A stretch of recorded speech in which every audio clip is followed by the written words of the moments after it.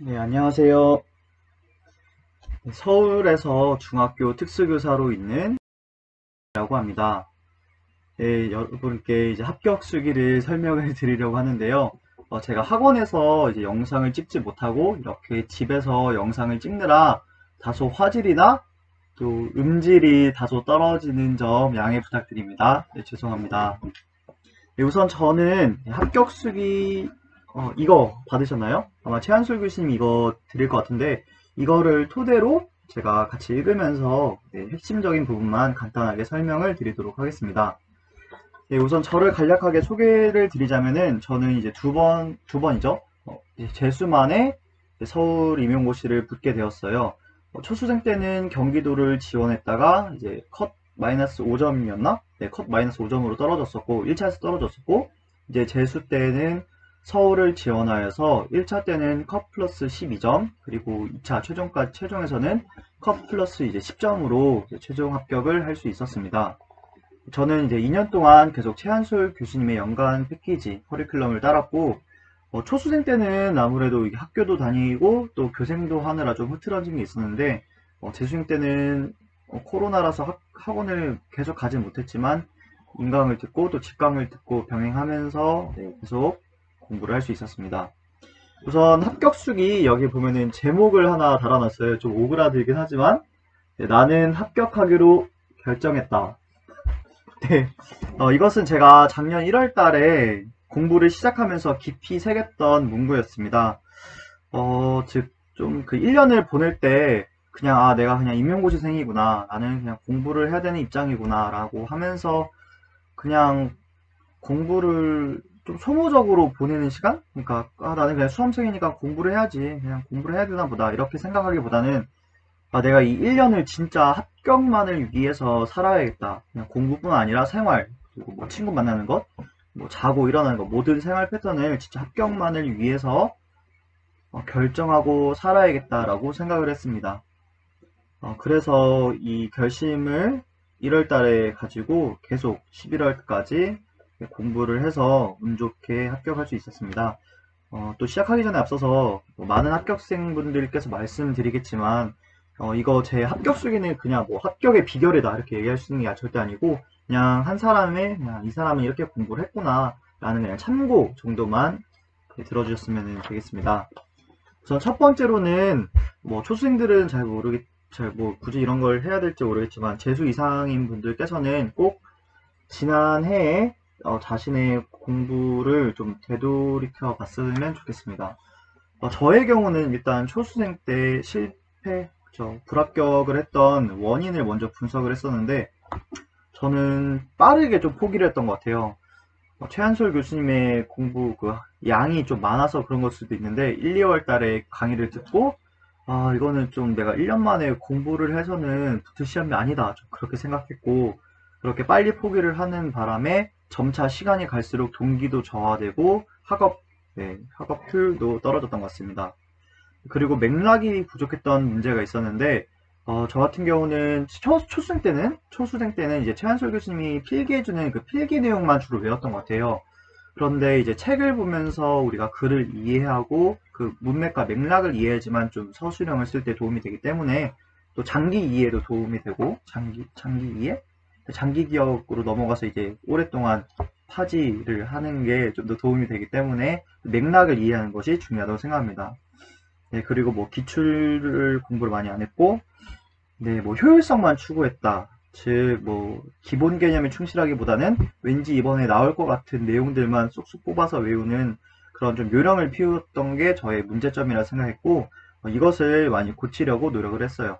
이렇게 초수생 아니면은 작년에 자신의 문제점들을 분석하고 몇 가지만 제대로 바꾸더라도 확실히 작년보다 올해는 성적이 더욱더 향상될 것이라고 기대됩니다. 네, 저희 합격 수기를 이제 순서가 이렇게 뭐 교육학부터 해서 뭐 전공, 그리고 장특법과 총론, 2차 등등으로 쭉 이어지는데, 저희 합격 수기를 요약해서 그냥 결론만 말씀드리자면은, 어, 이거는 매우 그냥 단순하고 많은 사람들이 알고 좀 그런 내용들이지만 합격할 수 있던 저의 가장 큰 요인은 그냥 꾸준함과 많은 공부 시간, 이 두 가지라고 생각해요. 좀 너무 단순한 내용이지만 어떻게 보면 진짜 성적을 높이고 합격을 도달하기 위해서는 꾸준히 자신을 믿으면서 공부를 해야 되는 것과 동시에 그리고 남들보다 많은 공부 시간을 확보하는 것이 중요하다고 생각합니다. 이 두 가지는 매우 단순해서 모두가 알고 있는 사실이지만 사실 이 두 가지를 지키는 것이 가장 어려운 것 같아요. 그래서 이 두 가지는 꼭 명심하시면서 공부를 해주셨으면 좋겠고, 그 위에 것들은 저나 다른 선생님들의 좋은 비법들, 좋은 팁들을 그냥 쏙쏙 뽑아가시면 될 것 같습니다. 우선 월별 목표도 있어서 월별 목표는 이제 어떻게 제가 어떤 마음가짐, 어떤 것을 목표로 공부했는지 그냥 간략하게 써놨으니까 읽어보시면 되고, 바로 교육학으로 넘어가도록 하겠습니다. 교육학에도 이렇게 월별 목표랑 그리고 암기 수준, 어느 정도 암기 수준이 되었었는지 그런 것들이 있고, 구체적인 내용들이 있어요. 교육학 같은 경우는 세 가지 저의 합격 팁을 말씀드리자면은, 첫 번째로는 꾸준함, 그리고 두 번째로는 다양함, 세 번째로는 이제 So What 공부법을 사용했습니다. 일단 첫 번째로 꾸준함은 계속 제가 꾸준함 얘기를 드리는데, 교육학은 진짜 그 꾸준함이 매우 중요한 것 같아요. 많은 우리 특히 중등 특수 선생님들 같은 경우는 점차 시간이 갈수록 교육학의 공부는 소홀하게 되고 전공의 공부 시간을 많이 할애하게 되는데, 저 같은 경우는 1, 2월 달에는 아무래도 교육학도 강의를 듣느라 월, 화에 몰아서 교육학을 공부를 했던 것 같아요. 근데 3월 달 이후부터는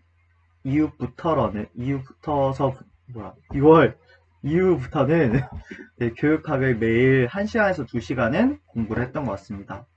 이렇게 매일 공부를 하는 것이 교육학의 그 감을 놓치지 않을 수가 있었고, 또 교육학은 그 암기를 짜잘짜잘하게 암기해야 될 내용들이 너무 많았거든요. 그래서 자주 계속 반복해서 보는 것이 좋았습니다.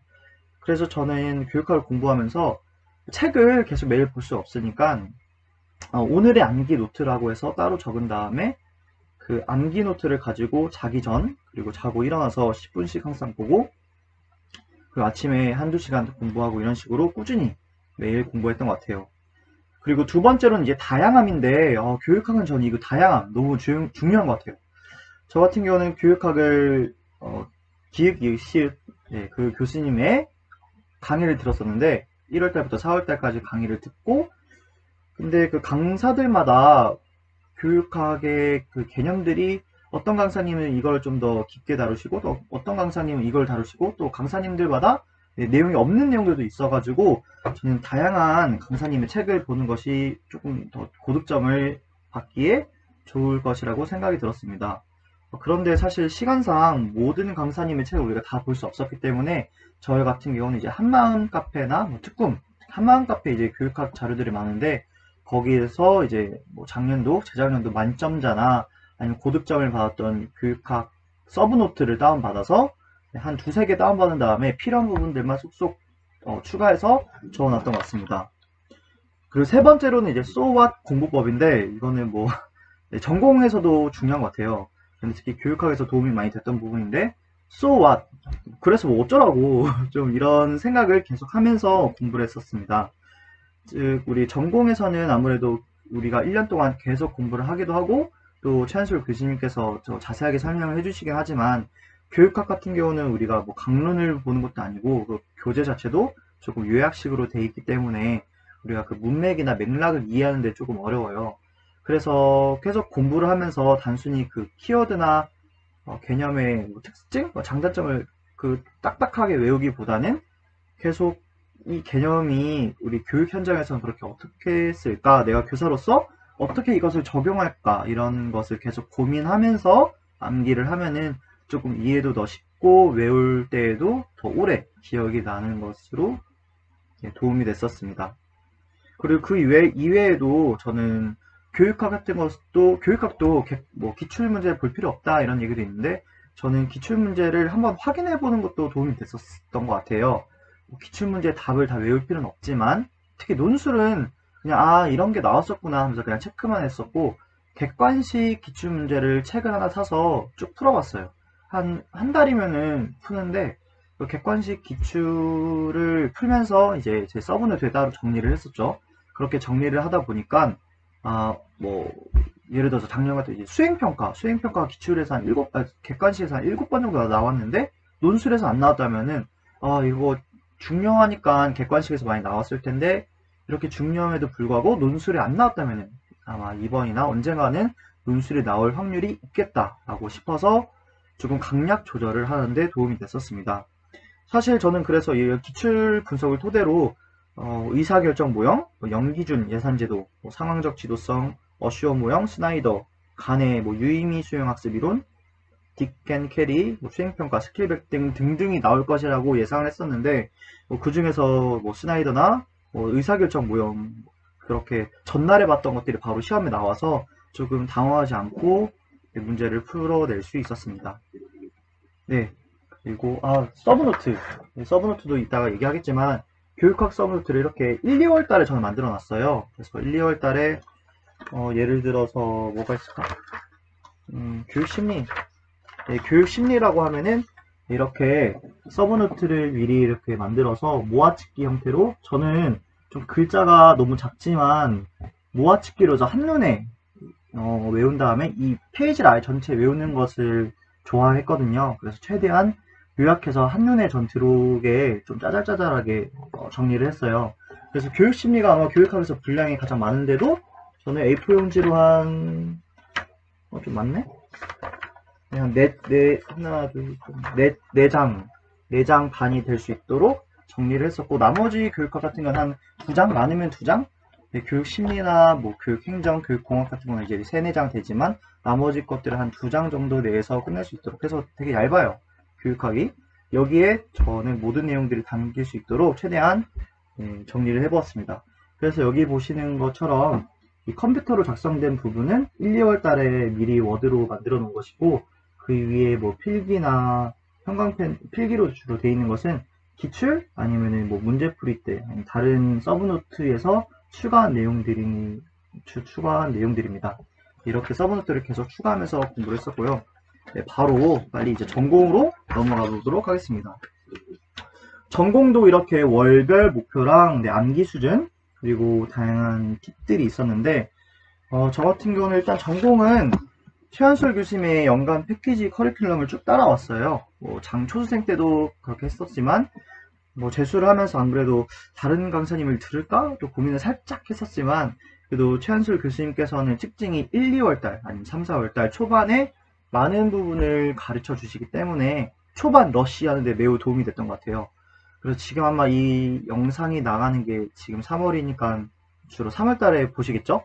3월달이 아직 늦은 건 작년이 절대 아니고 그렇다고 너무 빠른 시기는 아니지만 지금부터 좀 속도를 많이 내셔야 될 것 같아요. 저는 1, 2월 달부터 거의 속도를 많이 내가지고 사실 1년인데 그냥 1년은 합격하기를 결정했으니까 1, 2월 달부터 그냥 빡세게 하자. 좀 초반에 몰아붙이자.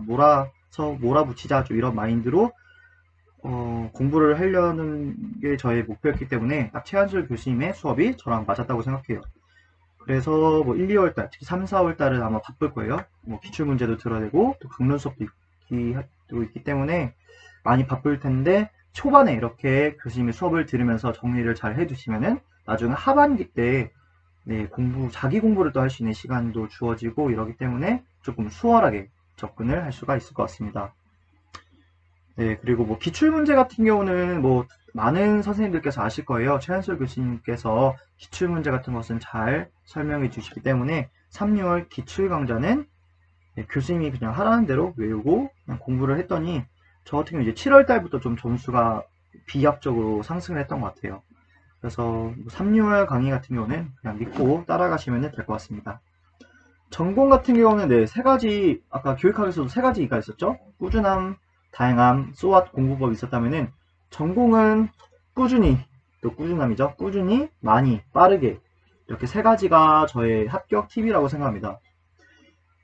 전공도 꾸준하게 공부하는 것이 가장 중요한데 전공은 아무래도 많은 선생님들께서 꾸준히 계속 공부를 할 거예요.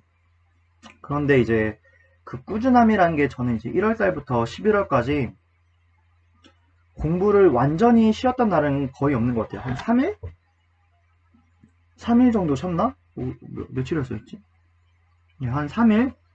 그러니까 완전히 노는 날은 그냥 한 임용고시 공부하는 중에서는 3일 정도밖에 안 놀았고, 나머지 놀 때도 당연히 공부를 그냥 오전이나 오후에 공부를 하고, 뭐 밤에 잠깐 나와서 노는 식으로 쉬기도 쉬었지만, 공부를 완전 쉬었던 건 한 3일밖에 없었던 것 같아요.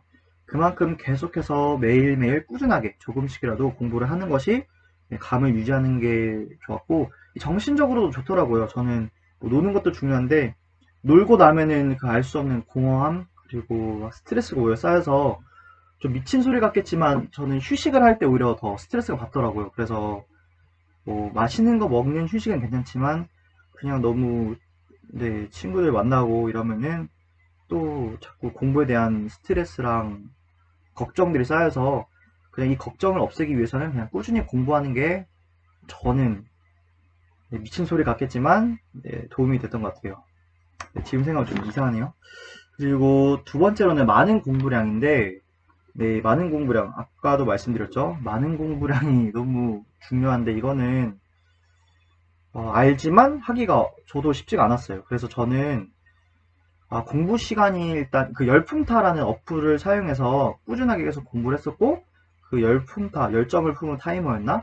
그 어플을 통해서 남들과 조금 비교도 하면서, 내가 공부량이 어느 정도 되는구나. 그래서 아마 첫 화면에 한 15명인가?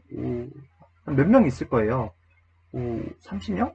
저도 잘 기억이 안 나는데 첫 화면에 나오는 그 등수 안에는 좀 들자 적어도 한 30등에서 10등 안에는 좀 들자라는 것을 목표로 했었고 공부 시간이 그 상위권이 되지 않고서 성적이 상위권이 되는 것은 되기를 바라는 것은 좀 이기적이라고 생각했어요. 저는 그래서 일단은 공부 시간을 늘려놓고 그 다음에 그 안에서 공부의 질을 높이자 이렇게 생각을 하고 일단 공부 시간을 최대한 많이 늘리기 위해서 많이 앉아 있었던 것 같아요. 이를 위해서 저는 또 평일 10시간 인증 스터디를 했었는데 예, 평일 10시간 그래서 한 3월달 지나고 4월달부터 했던 것 같아요. 한 1월달에는 조금 감을 잡느라 하루에 한 평균 6시간 정도 공부를 했다면은 3월달부터 한 8시간 공부를 했고 4월달부터는 11월까지 그냥 매일 평일에 주말에 좀 쉬면서 평일에는 매일 10시간씩은 공부를 했던 것 같습니다. 사실 저 같은 경우는 막 밤을 새서 공부를 하거나 그냥 진짜 막 누가 봤을 때 불태우면서 공부를 했던 적은 없었는데 그냥 잔잔하고 그 미지근한 그 열기를 꾸준히 쭉 갔던 것 같아요. 그래서 더도 덜도 안 하고 딱 10시간만 맞추고 공부를 하는데 사실 10시간이 뭐 누가 봤을 때는 많은 시간일 수도 있지만 그냥 하루에 일어나서 공부하고 먹고 공부하고 자면은 10시간은 채워지더라고요. 그래서 저는 뭐 아침에 일어날 때도 기상 스터디는 따로 안 했어요. 어쩔 때는 뭐 9시에 일어나기도 하고 10시에 일어나기도 하고 그래서 점심 먹고 나가는 적도 조금 있었지만 한 9시에 일어나도 10시간은 채우는 데는 큰 무리는 없었던 것 같아요. 그래서 아침잠은 좀 푹 자면서 공부를 했던 것 같습니다. 그리고 네, 많은 공부량에서 또 최한솔 교수님께서 이제 볼륨이 아무래도 많다 보니까 그 다른 강사님들보다 내용이 많아서 그런 부분을 잘 공부하면 좋고 또 교수님께서 아마 3월 달부터는 이제 프린트로 이제 추가 자료가 좀 나갈 것 같아요. 이번에도 그러시려나 모르겠는데 프린트로 이제 추가 자료가 나왔을 때 그것을 그냥 한번 보고 넘기면은 잘 안 보게 되더라고요. 저는 그것을 따로 프린트 내용을 제가 다시 워드로 작성해서 서브노트에 추가를 했던 것 같아요. 그렇게 하다 보니까 그 최한솔 교수님이 주신 추가 자료를 제가 다시 정리를 하기 때문에 좀 더 이해를 할 수 있었고 또 따로 서브네트에 정리를 하면서 더 자주 볼 수가 있었습니다.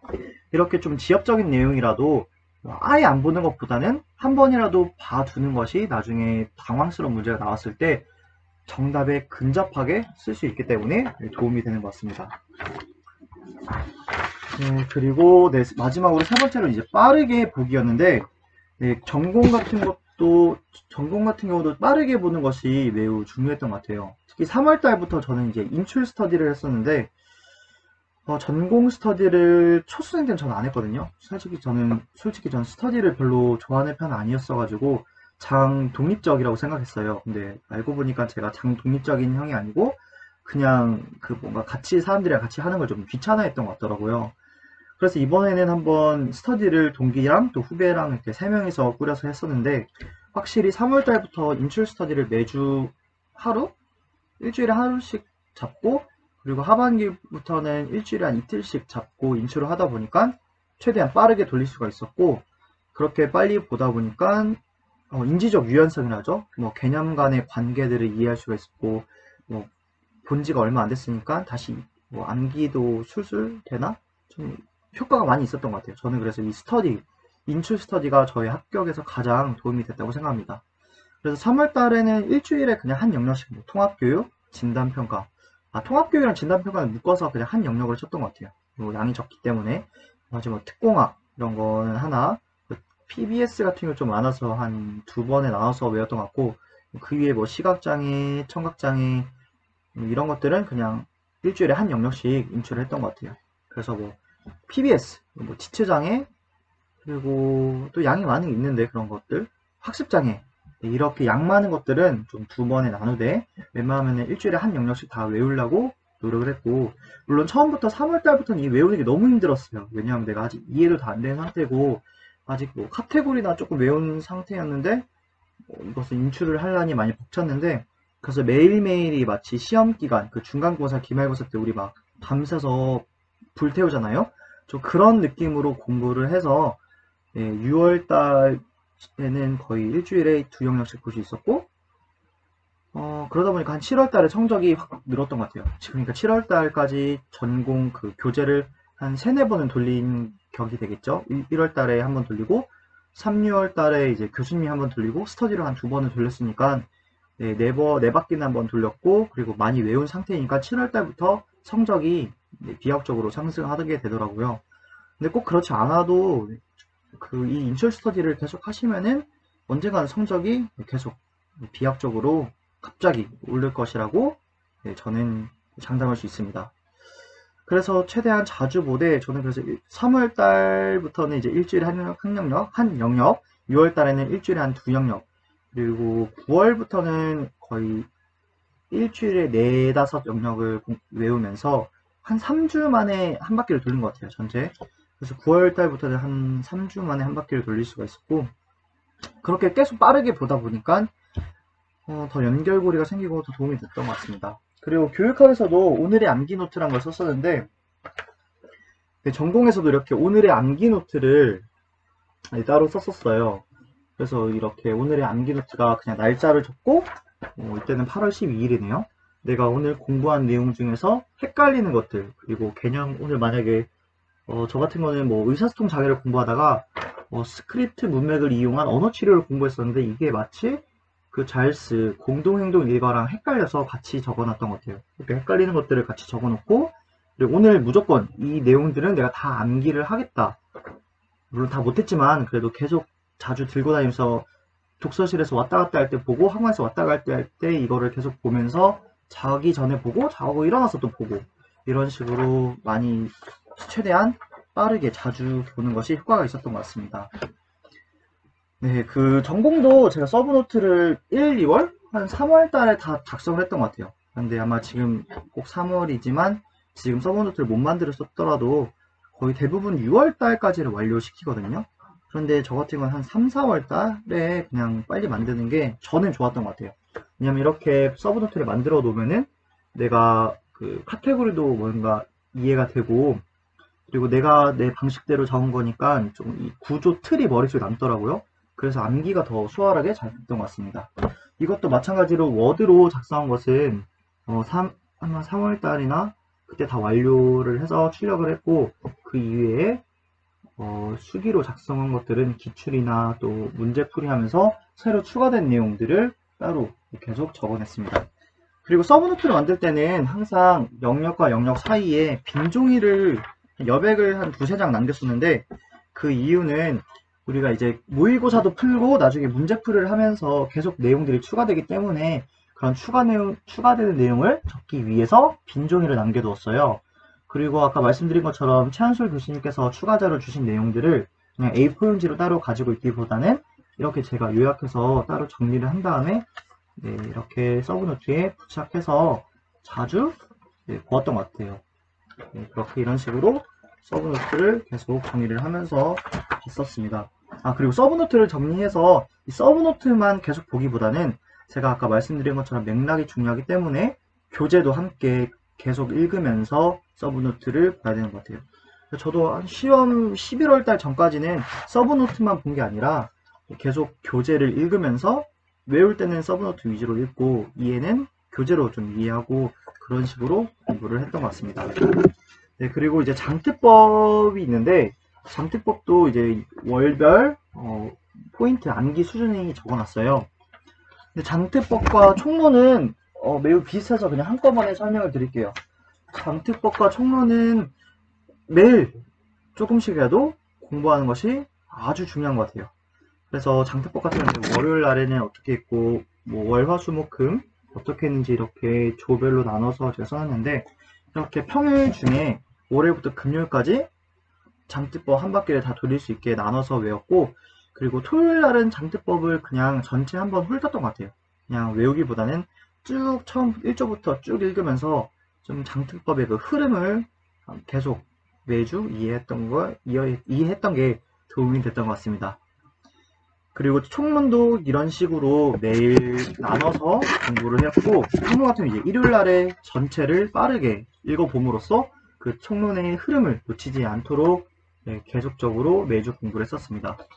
총론과 장특법 같은 경우는 특히 이게 매우 중요한데 우리가 다른 공부를 하다가 계속 뒤로 밀리면은 공부를 잘 안 하게 되거든요.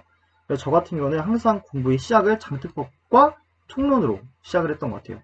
아침에 무조건 독서실에 가면은 앉아서 전날 외웠던 거 오늘의 암기 노트를 살짝 보고 그 다음에 장특법과 총론을 공부를 했었습니다. 그래서 1, 2월 달에는 잘 못했지만 한 3, 4월 그때부터는 뭐 오전에는 아예 그냥 장특법과 총론을 그냥 투자를 했어요. 오전 9시부터는 12시까지는 거의 장특법과 총론을 외웠고, 초반에는 장특법과 총론을 외우는데 시간 좀 많이 걸리더라고요. 그래서 한 9시부터 한 12시까지 3시간 정도 잡고 공부를 했고, 그 다음에 계속 공부를 할 오후에는 이제 교육학, 전공 이런 순서로 공부를 했던 것 같습니다. 네, 자세한 내용들은 계속 저 합격수기를 읽어주시면 되고, 그리고 강론도 중요하죠. 교육과정이 강론은 또 어딨더라? 강론도 제가 따로 정리해 놓은 게 있는데, 강론 같은 경우도 저는 6월 달부터 공부를 시작했어요. 그래서 지금부터 봐도 좋지만 강론을 사실 공부량 대비 조금 효율성이 없다 해야 될까? 제가 맞출 수 없을 것 같아서 교육과정은 좀 버리기도 그렇고 좀 계륵 같은 존재라서 그냥 6월 달부터 공부를 하고 왠지 나올 것 같은 거 위주로 쏙쏙 좀 뽑아서 암기를 했던 것 같아요.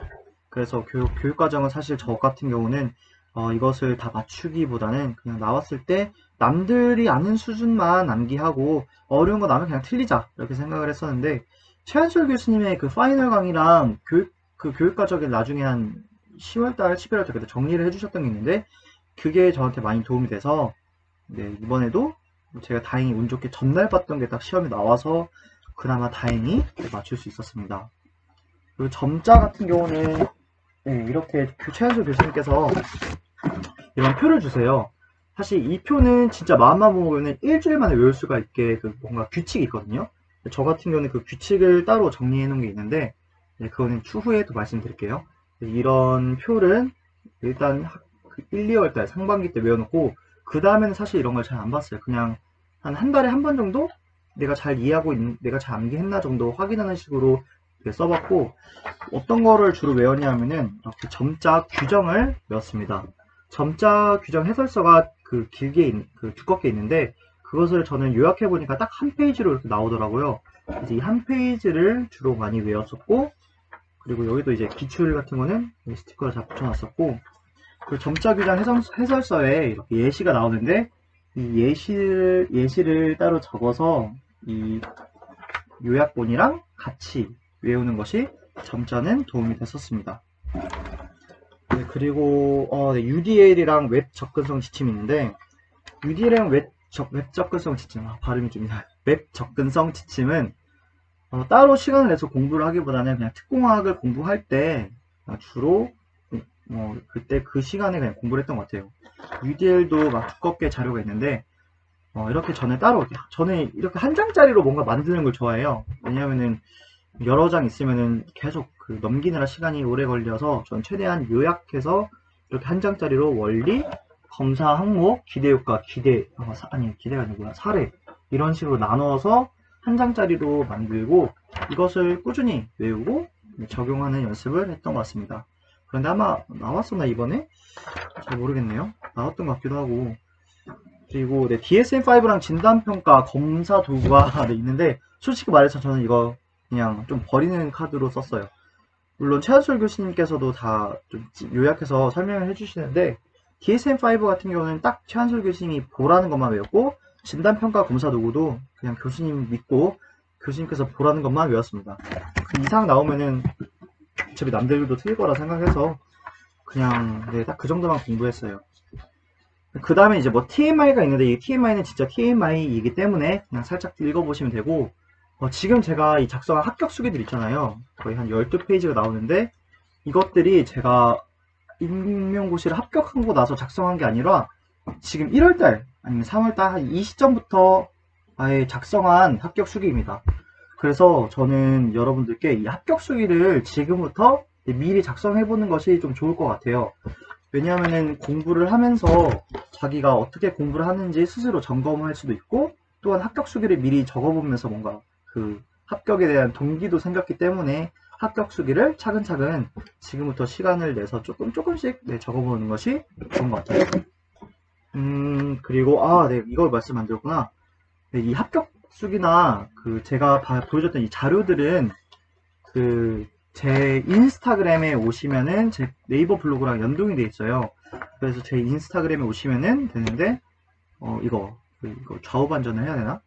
DAON SS 그 밑에 짝대기하고 SSAM 다운쌤인데 이걸로 이제 들어오시면은 자료를 여러 자료가 있으니까 필요하신 것만 참고하는 용으로 써서 활용해도 좋을 것 같습니다.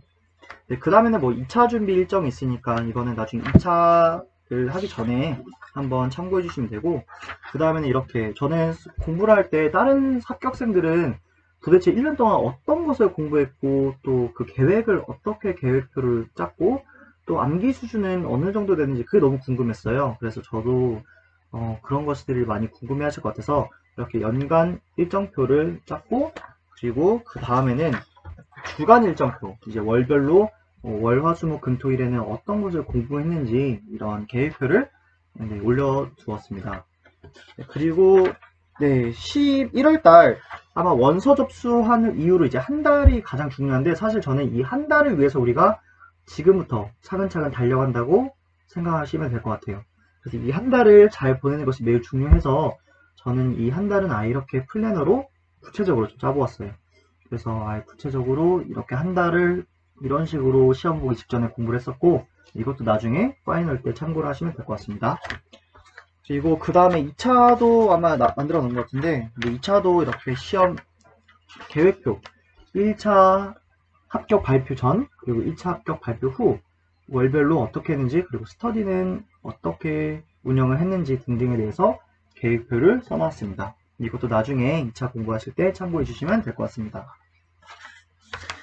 그리고 그 다음에는 교육학 그 만능 틀인데 교육학 같은 거는 사실 그 개념 암기가 중요하고 논술 쓰는 것은 사실 그냥 한 3-4번만 써보면 될 것 같아요.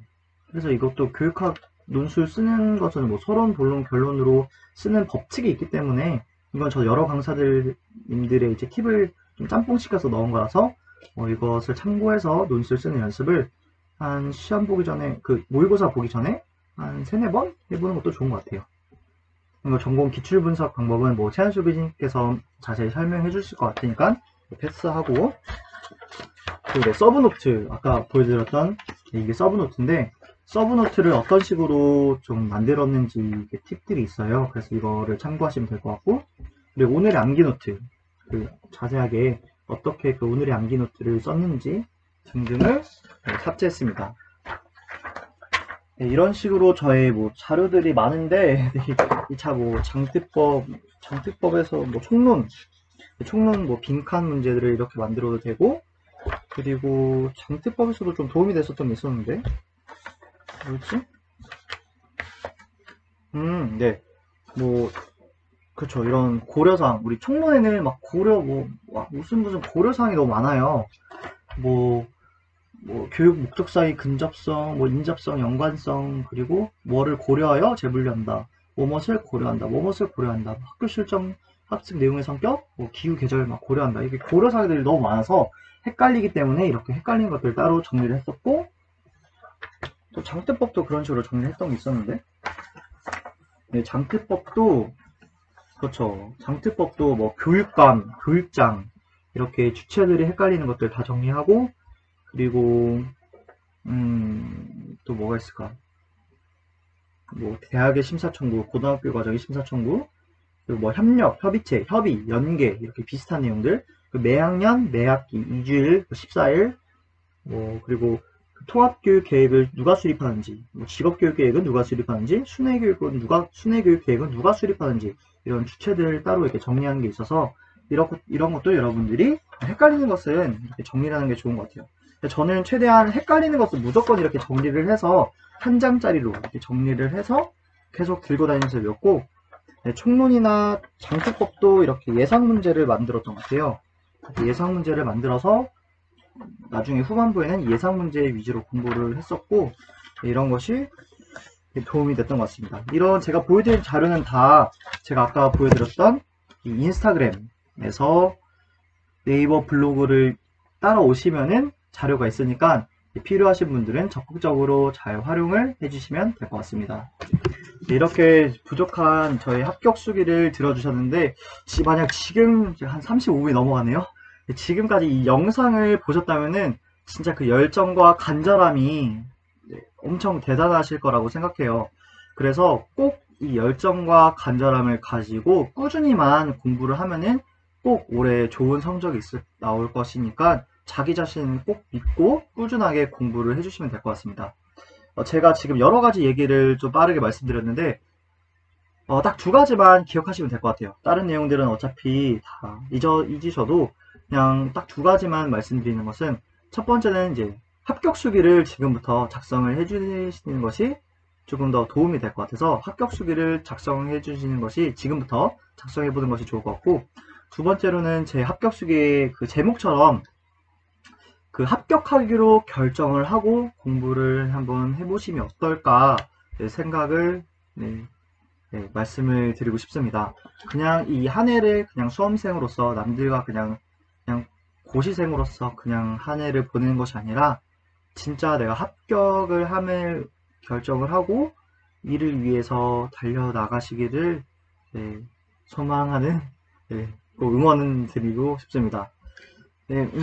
저 같은 경우도 임용고시는 물론 딱 재수를 해서 이제 2번밖에 안 했지만 그 이외에도 다른 공부들을 많이 했고, 수능도 여러 번 쳐봤고, 좀 많은 공부를 하면서 시행착오들이 많았던 것 같아요. 근데 그렇게 공부를 하면서 내가 실패를 하고 떨어졌을 때는 좌절감도 생기고 자존감도 많이 떨어지고, 왠지 남들보다 뒤처지는 느낌이 들고, 뭔가 계속 했던 공부를 반복해서 이 시간 자체가 낭비고 소모적인 생각이 좀 들었었거든요. 그런데 지금 저 임용고시, 특히 우리 특수교육을 공부하는 이 임용고시는 결코 이 다시 공부하는 시간이 헛된 시간이 아니라고 생각해요. 우리가 앞으로 만나게 될 특수교육 대상 학생들은 사실 우리보다 더 많은 매일매일의 실패를 겪게 되고, 그만큼 자존감도 더 낮고 마음의 상처도 더 많은 학생들이기 때문에 저 같은 경우도 공부를 다시 할 때 너무 마음이 제가 공부를 다시 하면서도 자존감도 낮고 스스로도 너무 실망스러워서 마음이 더 아팠는데, 그런 아픔들을 꼭 기억을 해야지만 나중에 우리 특수교육 대상 학생들을 만났을 때 그 학생들의 마음을 조금이나마 공감하고 이해할 수 있을 것이라고 생각합니다. 그렇기 때문에 혹시 여러 번 다시 공부하는 선생님들께서는 특히 이 한 해가 했던 것을 단순히 반복하는 한 해가 아니고, 올해는 선생님께서 더 좋은 선생님으로 성장해 나가는 한 해라고 저는 믿고 있습니다. 그렇기 때문에 여러 선생님들 앞으로 더 꾸준하게 많은 공부 시간을 할애해서 자기 자신을 믿고 공부를 해 나간다면은 올해는 꼭 좋은 결과가 있을 것이라고 제가 계속 응원하겠습니다. 부족한 저의 합격 수기를 들어주셔서 감사합니다. 이상입니다.